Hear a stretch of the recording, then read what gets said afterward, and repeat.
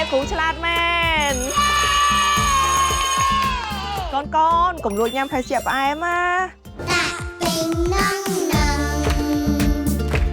ភេសជ្ជៈផ្អែមនឹងកុំញ៉ាំឲ្យសមនំឬទៅមុនពុកគ្មានយើងបងថែមទាំងនំគ្រួកាយទឹកដងផ្អែមថែមទាំងនំគ្រួកាយទឹកដងផ្អែមចាំញ៉ាំអីល្អទៅអូញ៉ាំអាហារដែលមានជាតិបែកផ្អែមខ្លាំងមិនល្អ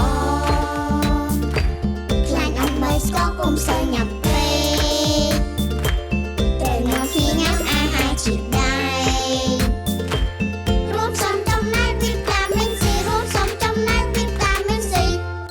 សូមចូលរួមយុទ្ធនាការសុវត្ថិភាពចំណីអាហារតាមសាលារៀនទាំងអស់គ្នា